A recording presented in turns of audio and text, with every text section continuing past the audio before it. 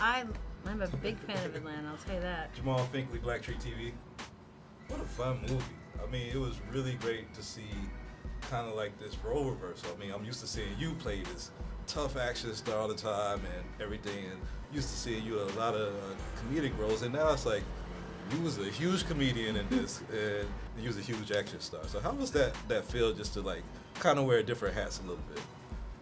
Oh, it was so fun. I mean, it's always fun to, anytime you get to do something different, at least for me, I really welcome it. Yeah, for me, same sort of thing, you know, it's any chance to do, you know, break the mold a little bit is an opportunity not to be missed. And, you know, Paul, you know, I've seen his movies, I've seen everything he's done almost, apart from that one that we can't remember. This is David. So, I am David, something like that. Yeah. So, you know, you just want to work with people that are smart and good at what they do, and, you know, he has a great attitude. It's just, it's not like work. It's a nice, easy, breezy way to go and have some fun. Yeah. You got this, Susan. You're a warrior. You're a weapon. Hey, there's no sweat. Looks like you're sweating to me. Jesus! What are you doing in my room? Well, how did I get into this shitbox hotel room? Because I'm a real spy. I thought you quit. We have to stop the sale of a nuclear bomb. And they send in someone who looks like Santa Claus's fucking wife. Did you forget? I am undercover. Because you're not supposed to be here. You really think you're ready for the field?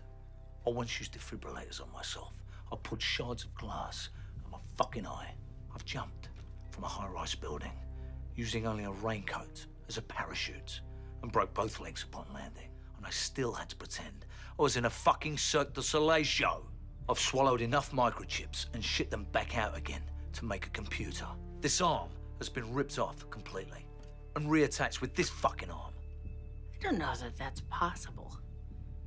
I mean, medically. Yeah.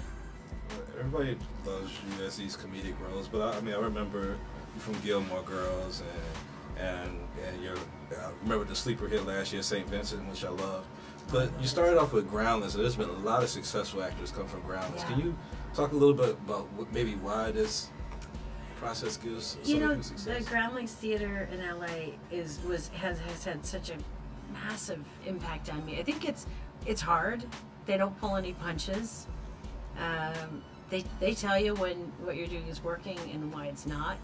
And I think coming up in that, when you think, this is so funny, I'm having this great original thought, and you've got somebody who has had a lot of years under their belt and really a lot of expertise, and they're going, you know, every single person tries that. It's not original, and you're like, but I think you take all your punches, and you learn to not be so precious about it. So I feel like when you finally get the opportunity to maybe actually get a job and work, you just keep trying things, and something's going to work, and you're not so precious to, like, if somebody doesn't like that, great, throw it away, try something else. It makes you kind of open up and be a little more pliable. And I think that's a big part of, you know, why so many people have had success. They're game for, you know, like it, I'll give you something else. Like I've got more than one idea. Okay. You're always known for these tough characters, being this tough guy.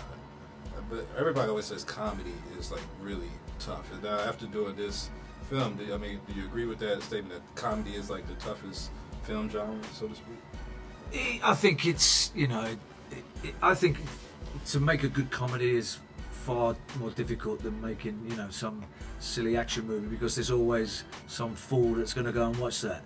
I think no, there is.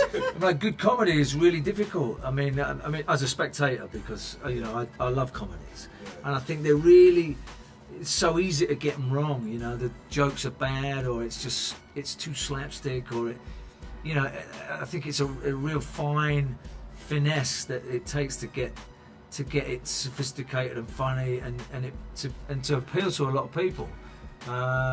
Yeah, I think it is the toughest by far. Great movie. Loved you guys. Thank you.